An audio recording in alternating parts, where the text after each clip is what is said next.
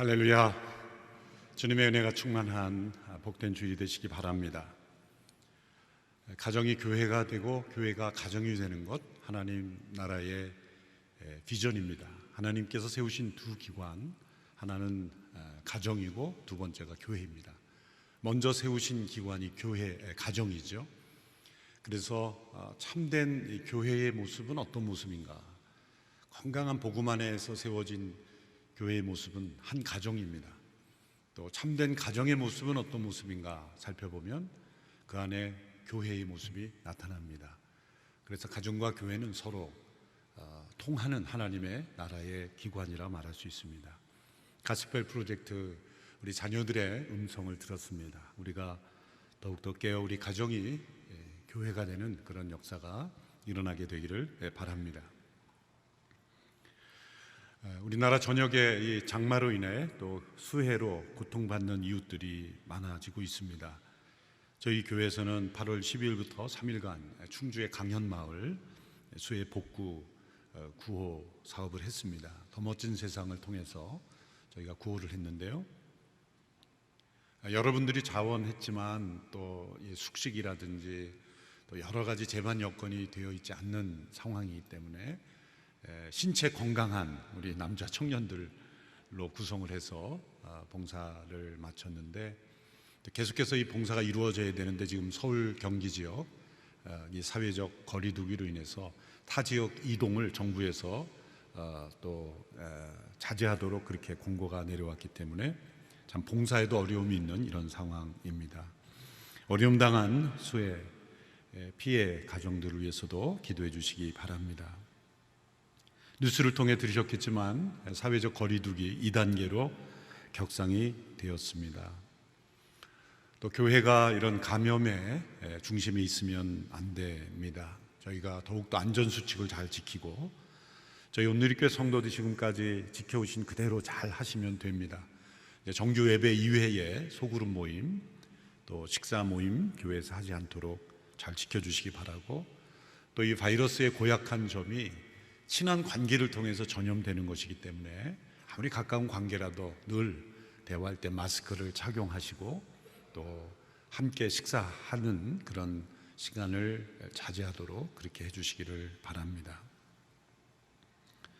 내일부터 5일간 다윗의 장막이라는 주제로 새벽 기도회를 가집니다. 이것은 코로나 시대를 지나면서 예배에 대한 열정, 그 사모함이 식어지지 않도록 다시금 우리가 예배자로서 우리가 함께 다 모여는 분위기로 예배하는 것이 아니라 우리 개개인 예배자로 또 어느 곳에 어떤 환경에서든지 하나님께 참된 예배자로 서기를 바라는 마음으로 우리가 함께 5일간 새벽 기도회를 가집니다.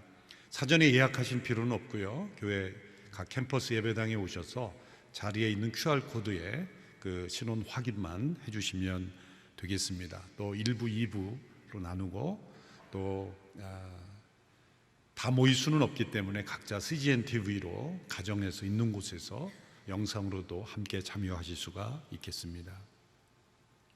우리 대학 청년부가 아웃리치를 못 나가는 대신 온라인을 통해서 비대면 선교 사역을 계속하고 있습니다.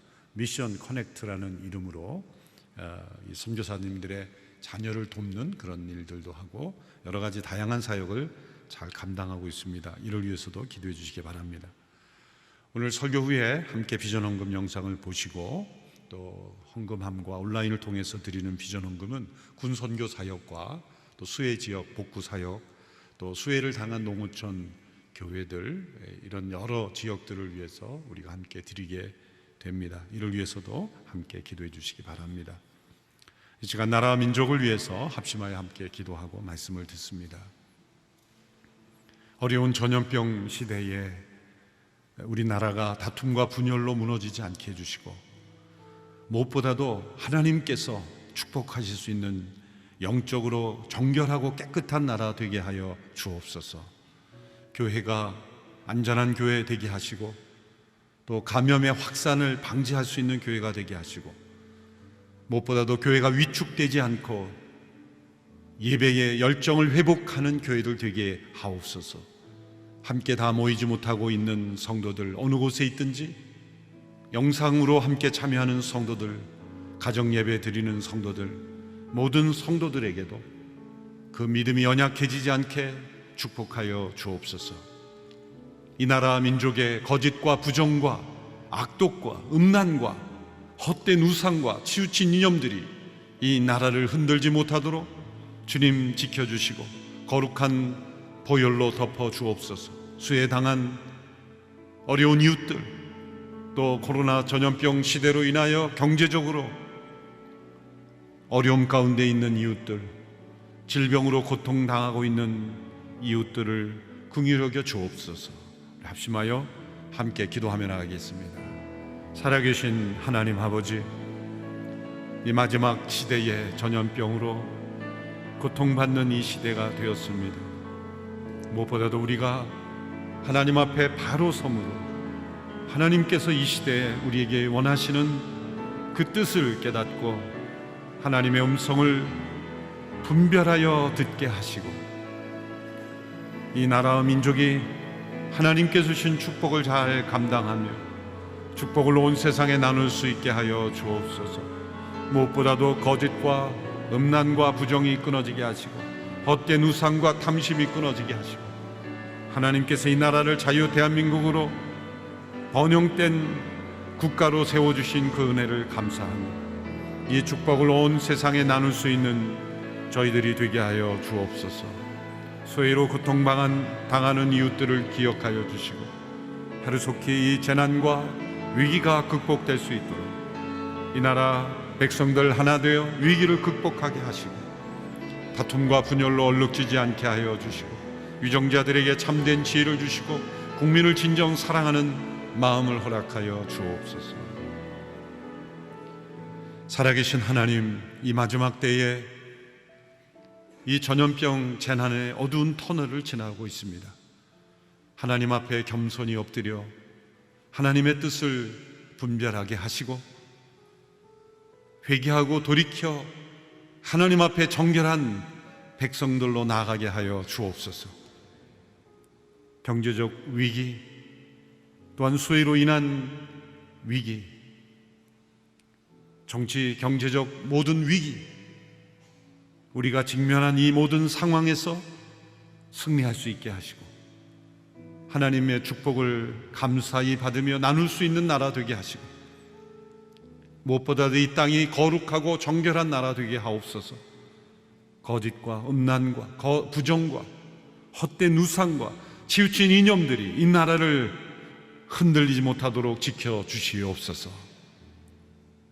오늘도 함께 예배하는 모든 성도들, 예배당에 함께 모인 성도들, 나오지 못한 모든 성도들, 영상으로 함께 참여하는 성도들에 이르기까지 하나님 그 믿음의 풍요함을 지켜가며 하나님 앞에 나가게 하여 주옵소서. 예수님의 이름으로 기도하옵나이다. 아멘. 누가복음 전체를 한 구절로 요약해 보라고 한다면 오늘 본문 10절의 말씀이 될 것입니다.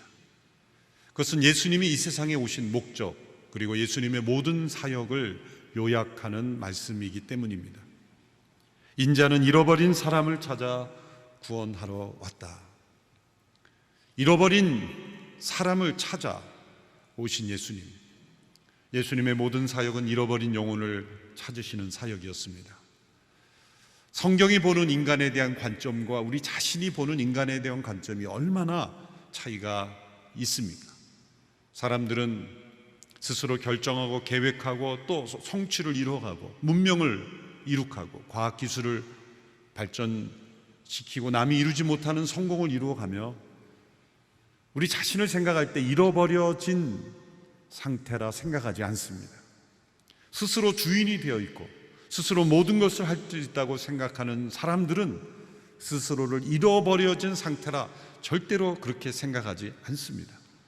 그러나 성경은 우리가 이 땅에서 아무리 건강하고 성공하고 또한 남들이 이루지 못한 성취를 하고 또 스스로 의미 있는 인생을 살고 있다고 여기고 보람 있는 가치 있는 인생을 살고 있다고 여길지라도 마땅히 소속되어야 될 하나님께 속한 인생이 아니라면 잃어버려진 상태라고 진단을 하는 것입니다. 사실 인간의 깊은 모든 문제는 인간이 잃어버려진 상태이기 때문입니다. 잃어버려졌다는 건 뭡니까? 존재하지 않는다는 게 아닙니다. 분명히 존재합니다. 오히려 인간은 스스로 존재하며 즐겁게 살기도 하고 또한 스스로의 의미를 부여하기도 합니다. 그러나 마땅히 속해 있어야 될 하나님과의 관계 속에 있지 않는다면 그것은 잃어버려진 상태라는 것이죠. 잃어버린 인간, 왜 잃어버려졌습니까? 우리를 창조하신 하나님께 속한 존재로 살아가야 되는 인간이 그 하나님과의 관계를 끊어버렸기 때문에 잃어버려진 것이죠. 인간이란 무엇인가? 라는 질문에 대답하려면 인간은 누구에게 속한 존재인가? 라는 질문을 던져야 올바른 대답이 나옵니다. 나는 누구인가? 라는 질문은 나는 누구에게 속한 존재인가? 라는 질문으로 던져야 내가 누구인가를 우리는 알 수 있게 됩니다. 우리는 스스로 존재하게 된 인간이 아닙니다. 우리는 나 홀로 존재할 수 있는 인간이 아닙니다. 우리는 하나님께서 창조하셨고 나를 지으신 분이 계셨고 또 내가 관계하고 있는 가족, 또 우리가 함께 하고 있는 이웃, 우리는 관계적 존재이기 때문이죠. 나는 누구에게 속한 존재인가? 그 질문을 앞에 대답할 수 없다면 그것은 잃어버려진 사람이라는 것입니다. 구원이란 이렇게 잃어버려진 상태에서 다시 되찾아진 상태로 변화되는 올바른 소속관계, 올바른 관계 속에 회복되는 것, 이것을 예수님은 구원이라고 말씀하신 겁니다. 이 잃어버려진 사람의 대표적인 예로 누가복음에서는 삭개오라는 사람을 등장합니다. 또 이 삭개오가 예수님을 만나 변화된 삶이 잃어버려진 사람이 다시 되찾은 인생으로 변화된 대표적인 모델이 되는 것입니다. 이 삭개오의 이야기는 교회에 오래 출석하신 분들은 수없이 많이 들은 이야기일 겁니다. 이 삭개오가 나무 위에 올라가서 예수님을 만난 이야기는 귀에 닳도록 많이 들었던 이야기일 것입니다. 그러나 이 이야기만큼 사람들에게 피상적으로 알려진 이야기가 없으며 또는 이 이야기만큼 오늘 현대인들에게 가장 필요한 이야기가 없을 것입니다. 저도 주일학교 때 이 삭개오 얘기를 많이 들었고 또 성경, 또 그림 동화, 또 여러 연극 이런 이야기를 통해 삭개오의 이야기를 많이 들었습니다만 가장 큰 오해는 이 삭개오가 어린 청소년, 이렇게 철없이 인기인이 왔을 때 보고 싶어서 그냥 단순한 흥미로 예수님을 보고 싶어 한 것처럼 여기도록 삭개오를 묘사하는 것, 그것이 가장 큰 오해입니다. 이 삭개오는 유대 사람들에게 비난받는 세리였죠. 그 세리 중에서도 세리장이었죠. 이 세리란 직업이 유대인들로부터 세금을 걷어 로마에게 징수하는 사람일 뿐만 아니라 특별히 여리고에 있는 세리들은 그 여리고가 무역의 중심지였기 때문에 많은 사람들이 이 무역하는 무역상인들이 지나다니는 곳이었습니다. 그곳에서 그 여행하는 사람들, 그 상인들로부터도 불법적인 세금을 뜯어서 로마에게 바치는 사람들이었습니다. 그래서 이른바 여리고의 세리들은 허가받은 도둑이다, 이렇게 이름을 붙일 수 있을 정도였습니다. 그 가운데서도 세리 장인이 이 삭개오가 받았던 비난은 말할 수 없었을 겁니다. 유대 민족의 매국노일 뿐만 아니라 사리사욕에 빠져든 탐욕스러운 인간들이었습니다. 그래서 신약 성경에 보면 이 세리들이 얼마나 나쁘게 평가를 받았는지를 알 수 있는 단어가 나옵니다. 그것이 세리와 죄인들이라는 단어가 반복되어 나옵니다. 죄인들로 구별된 사람들이 있는데 그 가운데 세리는 별도로 이렇게 앞으로 띄어서 부른 거죠. 세리와 죄인들. 그럼으로써 세리는 죄인 중에 죄인이라는 겁니다. 대표적인 죄인이라는 겁니다. 그냥 죄인으로만 불려서는 성이 안 차니까 세리와 죄인들, 이렇게 그 세리를 따로 띄어서 불렀을 정도로 그 유대인들의 반감은 이루 말할 수가 없었던 겁니다. 자, 그러한 세리들의 세리 장인이 이 삭개오의 연령을 한번 추정해 볼 때는 어느 정도 되었을 겁니까? 어린 청소년은 아니죠. 호기심 있는 청소년들이, 인기인 연예인들이 온다 그래서 올라가 보고 사인 받으려고 했던 그런 모습이 아닙니다. 적어도 이 삭개오는 이 당시의 시점으로 볼 때는 중년 남성인 겁니다. 더군다나 많은 사람들에게 얼굴이 잘 알려진 사람입니다. 유대 사람들이 여리고의 세리들이 누구인지 잘 알았겠고, 더군다나 그 중에 세리 장에 대해서는 지나가면서 늘 손가락질하며 저 사람이 삭개오야, 알지? 삭, 이름은 불리하나 삭, 그러면서 아마 제가 상상해 볼 땐 삭이야 삭, 그러면서 사람들이 삭삭거리면서 비난했던 사람이었을 것이 분명합니다. 그렇게 얼굴이 잘 알려진 삭개오, 그가 예수님이 오신다는 소식을 듣고 나무에 올라갔다. 이것은 단순한 철없는 청소년들의 행동이 아닌 겁니다. 뭔가 이상한 일입니다. 사람들이 위기에 빠지게 되면 사람들이 나를 어떻게 생각할지 생각하지 않게 됩니다. 지금 홍수가 나서 지금 물난리가 났는데 내가 지금 어떻게 입고 나가야 되는지 신경 쓰는 사람 없어요. 산사태가 났는데 헤어스타일 교정하는 사람 없습니다. 화장 고칠 사람 없습니다. 어떤 외적인 위기가 아니라 심리적 위기 상태에 빠져 있을 때, 심각한 삶과 죽음의 교차로에서 심각한 공허감, 외로움, 어떠한 마음의 깊은 방황 속에 있는 사람들은 사람들이 나를 어떻게 생각할지 그렇게 생각하지 않습니다. 지금 삭개오는 위기 상황 가운데 있는 겁니다. 그러니까 예수님이란 분에 대한 소문을 들었을 때 그 예수님이 누구인가를 궁금해하여 지금 나무 위에 올라갔다라는 것은, 본문에 보면은 그가 키가 작아서 볼 수 없어서 나무에 올라갔다 이렇게만 표현되어 있지만, 많은 사람들이 모이면 키가 아무리 커도 안 보이게 돼 있는 거예요.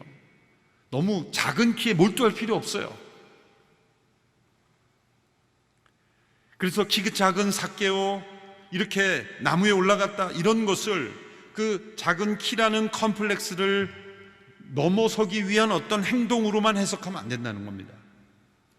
왜냐하면 삭개오는 그보다 더 중요한 그 내면의 심각한 문제 속에 처해 있기 때문이라는 겁니다. 삭개오의 이름의 뜻은 순결이라는 뜻입니다. 그의 부모가 순결한 인생을 살아라, 그래서 이름을 순결이라고 지었겠죠.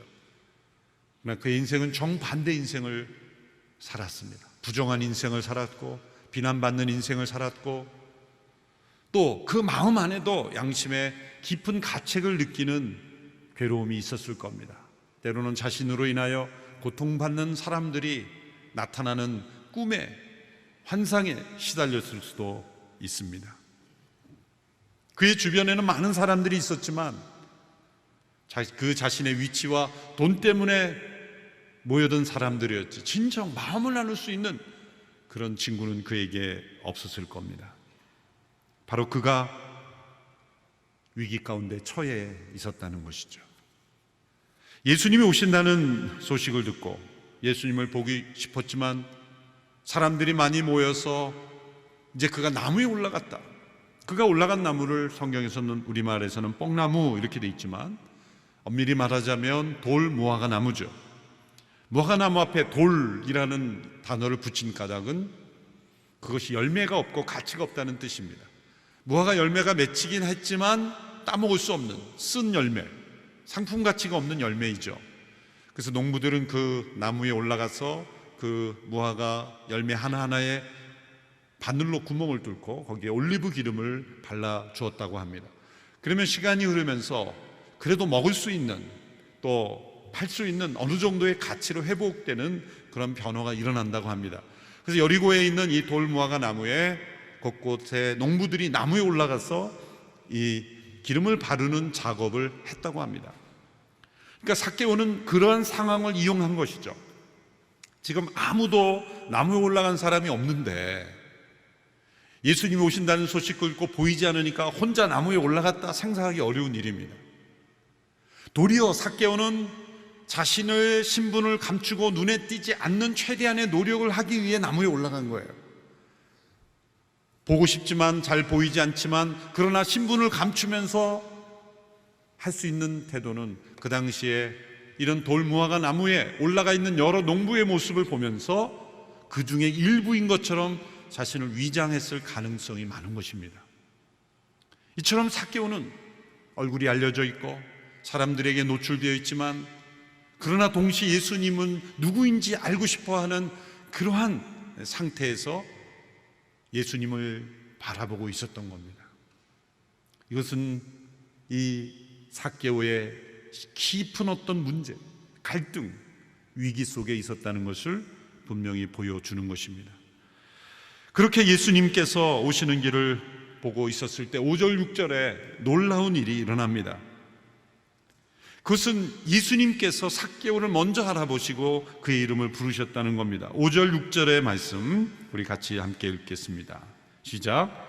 예수께서 그곳에 이르셨을 때 위를 올려다보며 삭개오에게 말씀하셨습니다. 삭개오야, 어서 내려오너라. 내가 오늘 네 집에서 묵어야겠다. 삭개오는 얼른 내려와 기뻐하면서 예수를 맞이했습니다. 삭개오가 나무에서 떨어질 정도로 놀라운 일이 일어났습니다. 이 장면을 필름으로 만든다면 아마 깜짝 놀라서 떨어질 뻔한 그러한 모습을 이렇게 발을 헛디는다든지 그런 모습을 촬영한다면 그게 어떤 이 상황이 그대로 잘 표현됐을 거라고 생각합니다.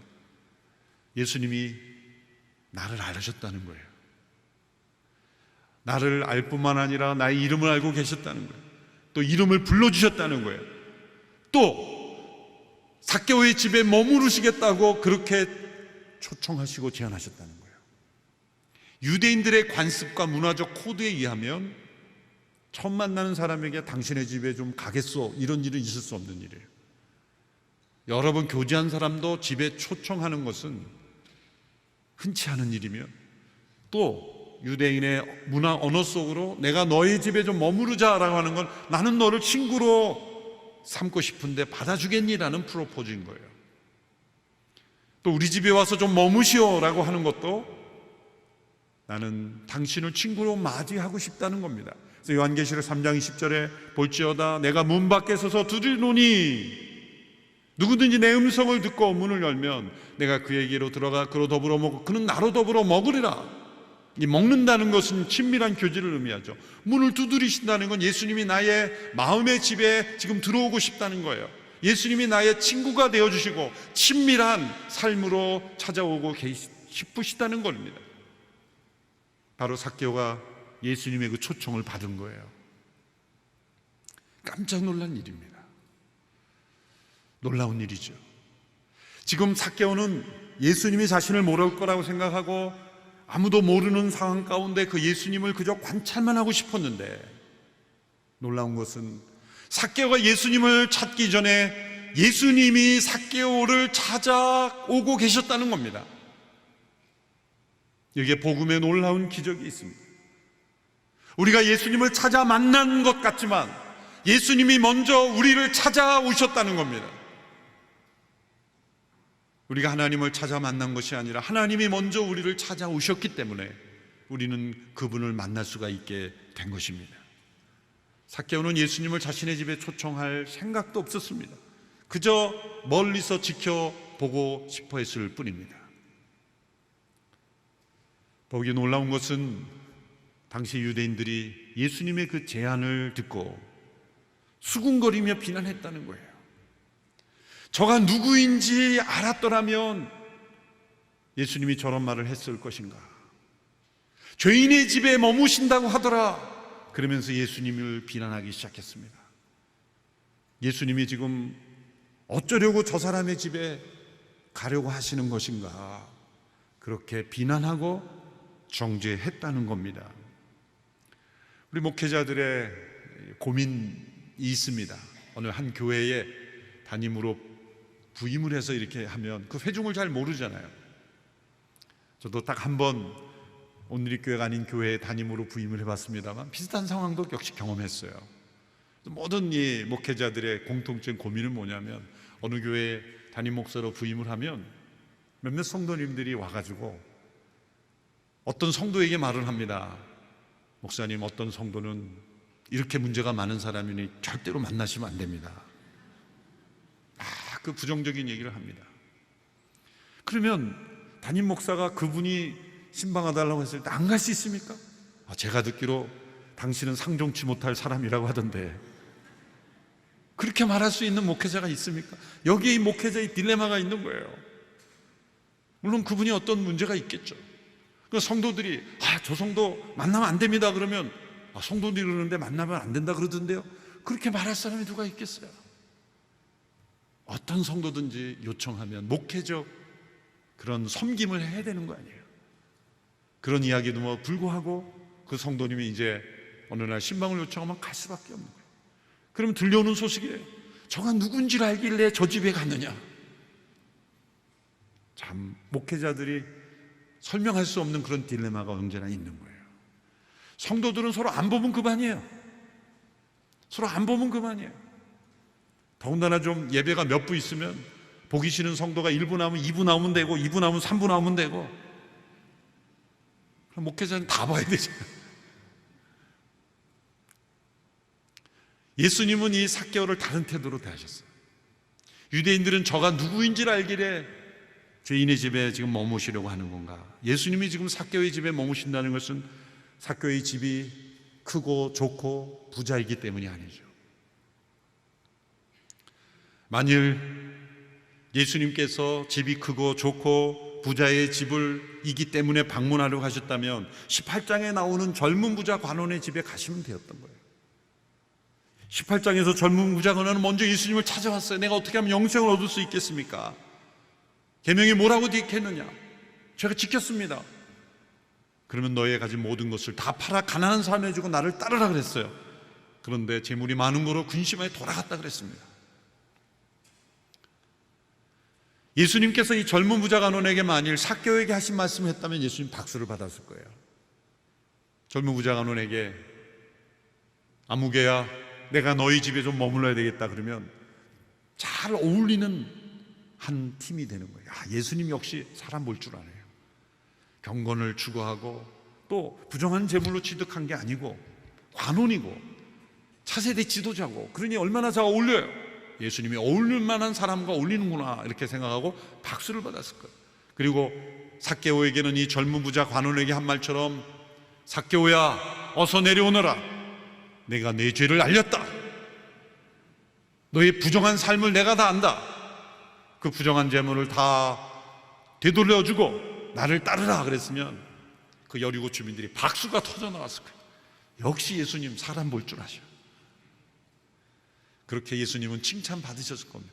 근데 예수님은 전혀 맞지 않는 같은 메시지를 양쪽의 사람들에게 하셨다는 거예요. 왜냐하면 예수님은 겉모습이 아니라 내면을 보시기 때문에. 젊은 부자 청년관원은 겉으로는 경건했지만 속은 우상으로 가득했습니다. 삭개오는 겉은 부정했지만 그 내면은 가난한 상태였기 때문에. 어느 정도로 가난했습니까? 얼굴이 잘 알려진 중년 남성이 지금 나무 위에 올라가 예수님이 누구인가를 보고 싶어 할 정도로 그렇게 가난해졌다는 거예요. 오늘 얼굴이 잘 알려진 온누리교회 장로님 한 분이 이 양지 앞을 연예인이 지나간다고 지금 전봇대에 올라가서 이게 보고 있다고 생각해 보세요. 뭔가 이상한 거죠, 그거는. 뭔가 이상한 거예요. 그처럼 이 삭개오가 예수님이 누구인가를 보려고 올라가 있는 건 뭔가 이상한 일이 일어났단 말이죠. 그것은 마음이 가난해져 있다는 거예요. 그는 돈을 추구했고 돈을 얻었습니다. 부정한 삶을 살았고 어떠한 목적, 어떠한 방법으로도 많은 재물을 얻으면 사람들이 나를 부러워할 수 있다고 생각했지만 그는 이제 돈이 줄 수 없는 인생의 가치를 있다는 걸 깨달았을 겁니다. 도리어 자신이 추구했던 삶의 방식으로 인하여 그는 너무나 많은 것을 잃어버렸고, 특별히 동족들의 엄청난 비난에 외로움, 공허함 속에 살고 있었을 겁니다. 군중들이 보기에 삭개오는 천벌받아 마땅한 사람이었지만 예수님이 보기에 그는 잃어버린 사람이었습니다. 스펄전 목사님은 이 삭개오를 대한 예수님의 태도를 이렇게 해석했습니다. 예수님께서 삭개오를 보셨을 때 느끼신 감정은 마치 병든 아이를 돌보는 어머니의 모성이었고, 배고파 죽게 된 지경에 이른 사람을 보고 그에게 먹을 것을 주어야겠다고 느끼는 감정이었고, 물에 빠진 사람을 보고 그를 구원하기 위해 물속에 뛰어드는 사람들의 심정이었다. 홍수가 나서 물에 빠져 허우적거리는 사람을 볼 때 그 사람이 지금까지 살아온 인생이 어떤 인생이었는가를 보고 물에서 구원해야 되겠다 말아야 되겠다 결정하는 사람은 없습니다. 물에 빠져 허우적거린 사람이 내가 지지하는 정당인가 아닌가를 보고 구출하는 사람은 없을 겁니다. 물에 빠진 사람을 구원하기 위하여 뛰어드는 그 심정이 지금 나무 위에 올라가 예수님이 누구인가를 보고 있는 삭개오를 구원하시는 예수님의 마음이었다는 거예요. 그래서 먼저 책망하고 도전하고 회개하라고 말씀하지 않으셨어요. 회개가 필요 없다는 것이 아닙니다. 불의한 사람과 친구가 되고 싶다는 뜻도 아닙니다. 그의 영혼은 지금 가난해져 있기 때문이에요. 그게 가장 필요했던 친구, 그의 마음을 있는 그대로 들어줄 수 있는 그 한 사람의 친구가 예수님은 되어주고 싶었던 겁니다. 그런데 놀라운 일이 일어났어요. 예수님이 회개하라고 말씀하지 않는데 스스로 회개합니다. 부정한 재물을 처분하라 하지 않는데도 스스로 처분합니다. 내가 피해를 입혔던 사람들에게 다 갚으라고 하지 않은데도 스스로 관계 회복을 위하여 갚겠다고 합니다. 그 삭개가 언제 변화됐는가? 원래부터 그런 인간이었는가? 그건 아니었을 겁니다. 그 나무에 올라가서 예수님을 만난 짧은 순간, 삭개오야 내려오라, 내가 내 집에 머물러야겠다라는 그 세 문장의 메시지가 삭개오의 인생을 변화시켰던 거예요. 왜? 누구에게도 들어보지 못한 사랑의 메시지요, 구원의 메시지요, 용서의 메시지요, 회복의 메시지였기 때문이에요. 사람이 오랜 연구를 해야 변화된 것 같지만 나의 영혼을 뒤흔드는 단 하나의 하나님의 음성만 들으면 사람은 뒤집어지게 돼 있어요. 성경을 백독해야 사람이 변화될 것 같지만 강팍한 마음으로 성경, 교만한 마음으로 성경 백독 읽는 사람보다 가난한 마음으로 한 구절을 읽는 사람에게 성령이 음령을 들려줄 때 그 음성이 변화시키는 거예요.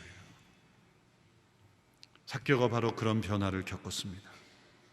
우리가 보기에는 갑작스러운 변화인 것 같지만 지금 나무에 올라간 이 삭개오는 긴 어두운 터널의 마지막 끝에서 주님을 만난 거예요.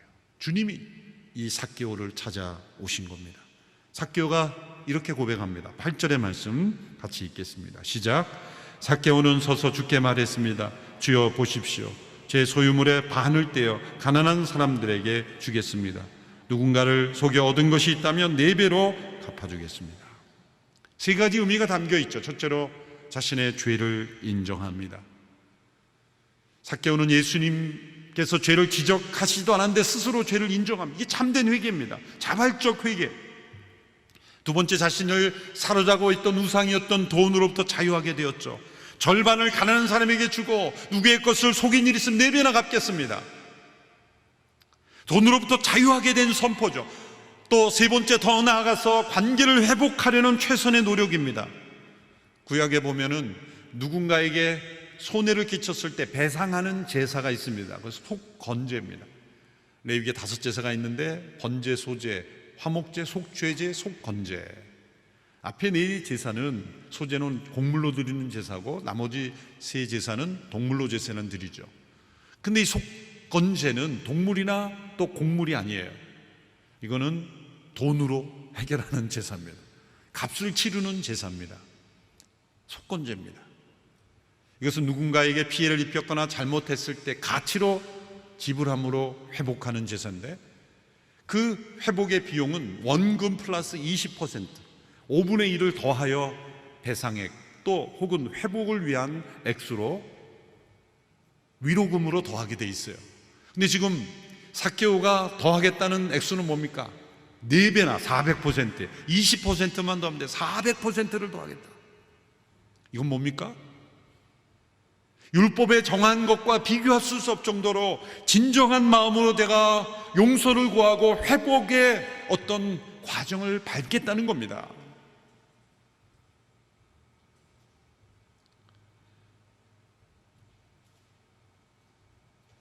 독일 2차 대전 때 유대인들을 비박했던 그것을 사죄하기 위하여 지금도 매년 독일 문화원에서는 그런 어떤 사죄와 용서를 구하는 행사를 하죠. 곳곳에 홀로코스트 기념관을 짓고 이제는 그만해도 되지 않을까라고 생각하는데도 계속 끊임없이 이 삭개오의 어떤 회복을 위한 마음이에요. 삭개오는 법이 정한 그거대로만 하면 정도가 아니라 400% 이거로 인하여 내 모든 재물이 다 없어진다 할지라도 나의 목적은 올바른 관계 회복이다. 동족들과의 관계 회복을 구하는 모습, 이것이 참된 구원의 역사가 임했다는 증거라는 거예요.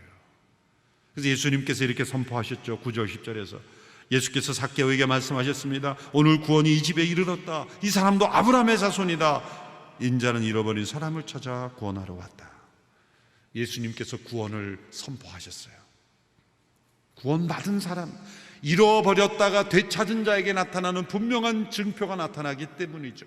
자신의 죄를 깊이 고백하고 자신을 사로잡고 있던, 자신이 속해 있던 우상으로부터 벗어나 참되신 하나님께로 돌아오며 자신의 관계 속에서 피해를 뺐던 모든 사람들과의 회복까지 구하는 이 모습이 바로 잃어버린 자에서 되찾은 자에게 나타나는 증거입니다. 그것은 이제 내 소속은 하나님이기 때문에 그 하나님께 속한 자로 나는 인생을 살겠다라는 결심이 없다면 이런 변화가 일어날 수 없는 거죠. 예수님이 요구하신 것이 아니라 스스로 이것을 자발적으로 행했다는 것, 이것이 참된 구원의 증표이기 때문입니다. 여리고에서 일어난 기적입니다. 오늘 이 시대 현대인들 가운데 가장 비슷한 모양은 어떤 모양인가 생각하면 여리고에 있었던 삭개오가 아닌가 생각합니다. 다른 사람이 뭐라 하든 나만 잘 되면 되지 않는가, 또 많은 물질만 얻으면 사람들이 부러워하지 않는가, 다른 사람이 받는 상처와 아픔은 생각하지 않고 자신의 이익만 생각하는 모습이 아닌가. 오늘 그런 모습으로 살아간다면 우리는 잃어버려진 상태입니다. 예수님께서 삭개오를 만나 주신 것처럼 오늘 우리에게 가장 필요한 것은 삭개오입니다. 이 삭개오가 만난 예수님, 바로 이 삭개오의 변화가 우리에게 가장 필요한 겁니다. 이 삭개오를 만나 주신 예수님, 그분이 바로 우리의 주님이십니다.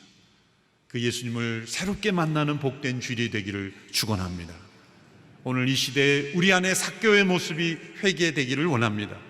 우리 주변에 삭개오가 잃어버린 영혼이 주께로 돌아오는 역사가 일어나게 되기를 축원합니다. 기도하겠습니다.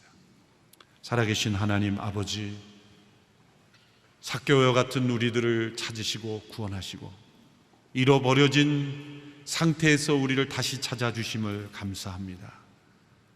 참으로 우리의 인생이 예수님께 속한 인생이 되게 하시고 세상의 헛된 우상과 탐심의 종이 되는 인생 되지 않게 하여 주옵소서. 예수님의 이름으로 기도하옵나이다.